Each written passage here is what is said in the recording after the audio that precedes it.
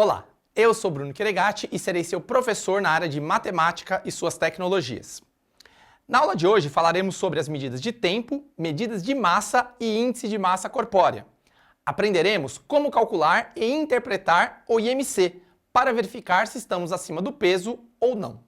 Bom, pessoal, essa série de aulas aí que a gente está fazendo está focado muito em quê? Nas medidas, né? Falamos do Sistema Internacional de Medidas, medidas de comprimento, medidas de tempo, né? Outras medidas de energia, rótulos de produtos e tudo mais.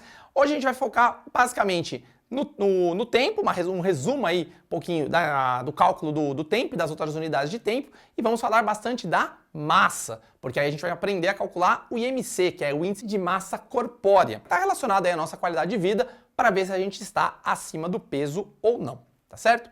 Então, nas unidades de medida, dentro do SI, do Sistema Internacional, o nosso tempo, pessoal, ele está relacionado ao segundo, é a nossa unidade padrão. 1 segundo, 2 segundos, 3 segundos, quando a gente está contando, né, uma coisa rápida ali ou ligando um cronômetro, ele geralmente começa nos segundos. Mas aí, como a gente trabalha em unidades também de tempo maiores, né, então você às vezes vai ter um tempo de serviço aí, você não vai falar que você vai trabalhar 10 mil segundos, 15 mil segundos, como eu falei para vocês nas aulas anteriores. A gente vai utilizar outras unidades. No caso de tempo aqui, a gente utiliza bastante quem? O minuto e a hora. Tá? E aí, diferentemente das unidades de comprimento, né, o metro, o quilômetro, que a gente utiliza o 10 como conversão de unidade, multiplicar por 10, dividir por 10, na unidade de tempo, pessoal, a gente utiliza a base 60. Então, para ir de segundo para minuto, tem que ser uma divisão por 60. De minuto para hora, eu tenho que também dividir por 60. E o caminho inverso, eu tenho que multiplicar por 60. Então, a básica das outras unidades, a gente trabalha geralmente com a base 10. Multiplica por 10, divide por 10. Já o tempo não. Principalmente nessa questão de minuto, segundo e hora, a gente tem que utilizar a base 60. Quando a gente vai de hora para dia, é a base 24. E de dia para ano é base 365. Então, cada unidade de tempo, você tem uma conversão específica. Então, vocês têm que tomar cuidado com isso, tá? Principalmente nessa questão de tempo, minuto, segundo e hora, que a base é 60. É uma importante revisão que a gente precisava passar para vocês.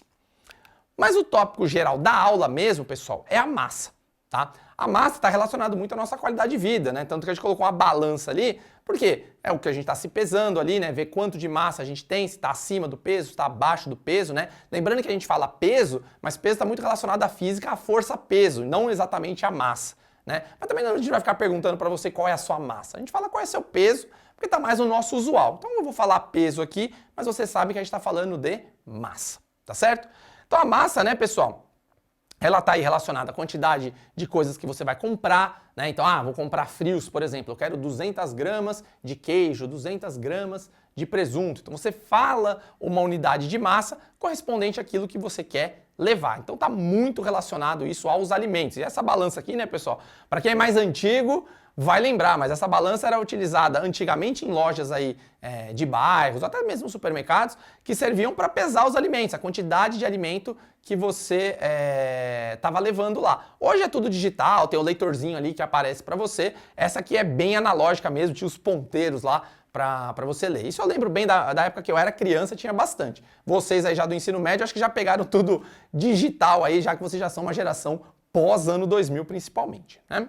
Bom, pessoal, revisando de novo as unidades de massa. A gente já tinha falado um pouquinho nas aulas anteriores, mas vale a pena falar aqui também, né? Então, a base do Sistema Internacional é o quilograma, mas para alimentos, principalmente, a gente tem bastante o uso do grama e o miligrama, tá? Lembrando que essa coisa de quilo, mili, são aquelas unidades de potências de 10, que vocês também vê nas aulas do curso regular de matemática. Tá?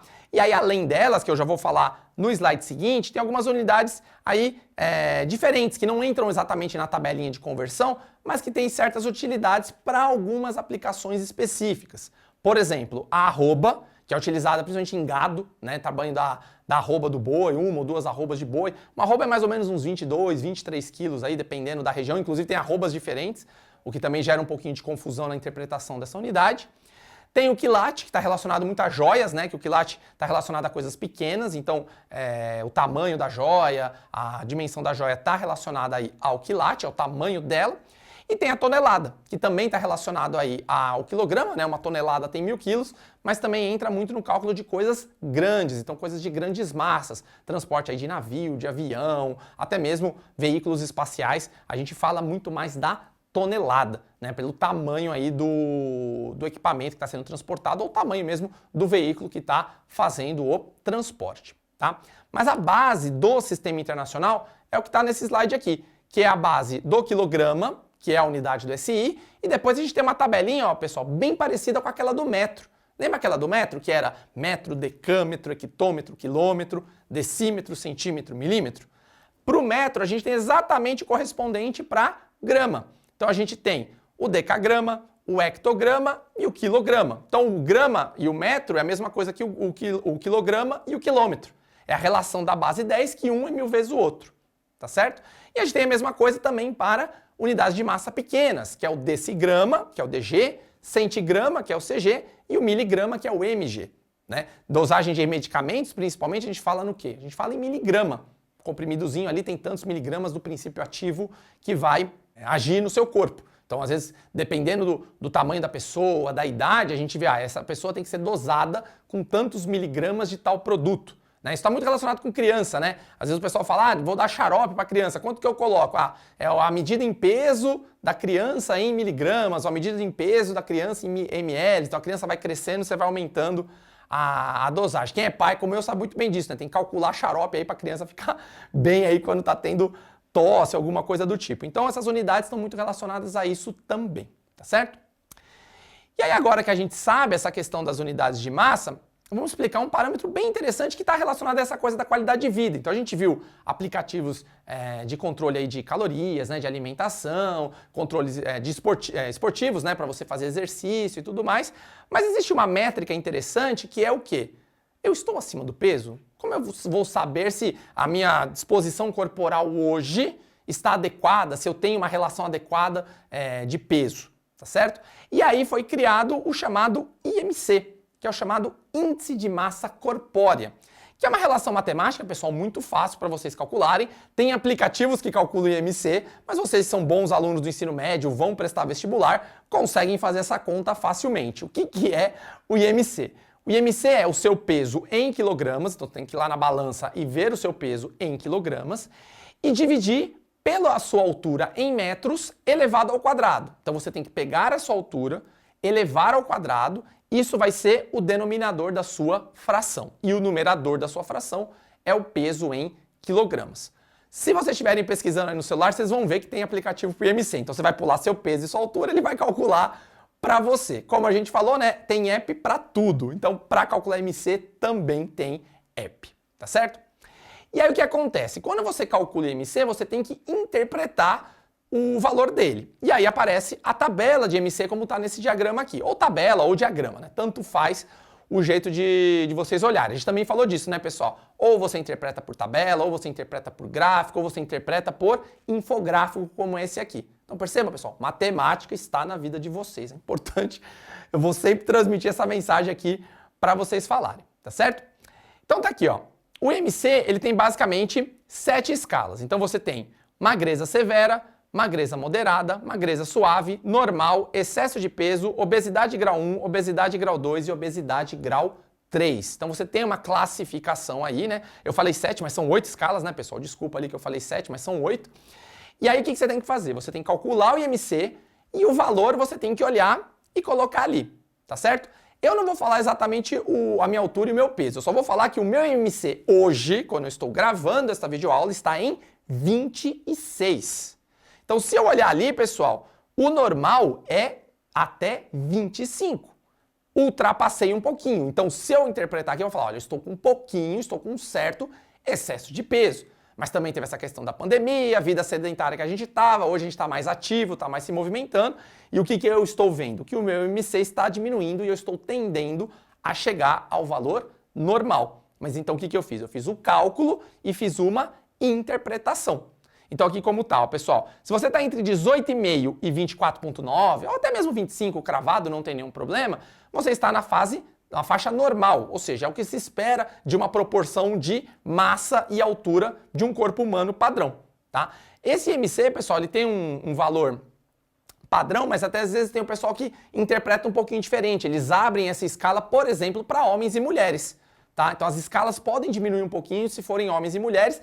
Esse aqui é um valor mais médio. Novamente, média. Então a matemática, mais uma vez presente na vida de vocês. Se vocês olharem os aplicativos, geralmente os aplicativos já discretizam um pouco. Então eles falam, mulheres de tal faixa etária também, então às vezes separa um pouquinho por idade, também pode variar um pouquinho a questão de obesidade ou não. Que nem a gente brinca assim, tem às vezes as crianças são mais fofinhas, né, são mais gordinhas, assim, por quê? Porque geralmente elas se nutrem bastante com leite materno, elas são mais fortinhas, e de repente você olha a criança, ela fica magrinha. Por quê? Não é que ela perdeu peso, mas é porque ela cresceu, ela ganhou altura. Então ela manteve a mesma massa, mas a criança cresce. Então você não falar, putz, a criança está acima do peso, não, é porque aquela idade tá certo ali, daqui a pouco ela vai ter um pico de crescimento e vai normalizar. Então é importante também não só fazer o cálculo e ver se está normal ou não. Para nós adultos até vai, porque a gente já não vai crescer mais mesmo em relação à altura, então aí em relação ao peso a gente tem que controlar e consegue interpretar de maneira mais adequada, tá certo? Mas sempre consulte um especialista quando forem interpretar em relação ao IMC, principalmente se estão nessa fase de puberdade, ainda estão crescendo, para não ter nenhuma interpretação errada, tá bom? Bom, pessoal, eu exemplifiquei com o meu IMC e fiz a interpretação. Agora eu vou deixar um exercício para vocês para ver se vocês aprenderam a calcular o índice de massa corpórea. Roda aí.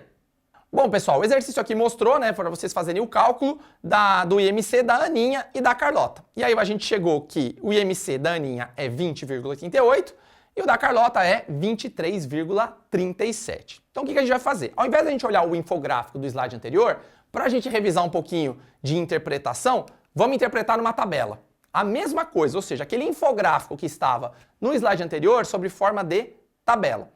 Então, tanto a Aninha quanto a Carlota, se vocês olharem, pessoal, chegaram em valores entre 18,5 e 24,9. A Carlota um pouquinho mais que a Aninha, mas ambas dentro da faixa normal, que a gente também chama de obesidade grau zero. Ou seja, elas estão dentro lá do padrão de índice de massa corpórea. Tá certo? O meu caso, lembrando que era o 26, tá um pouquinho de sobrepeso. Então eu tô com um pouquinho acima de peso que deveria ser para a minha altura, tá? Pelo cálculo que eles fizeram. Então vocês fazendo a conta aí, tanto a Aninha quanto a Carlota chegaram na classificação normal.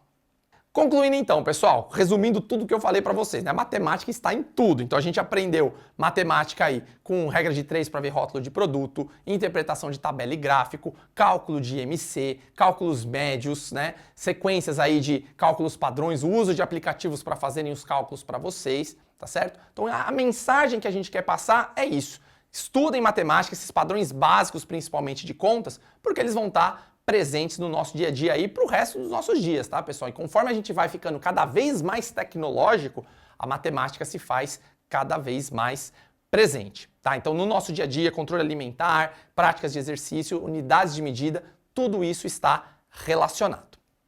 Bom, pessoal, para encerrar, vou deixar uma curiosidade para vocês bem interessante sobre o cálculo do IMC. Roda aí.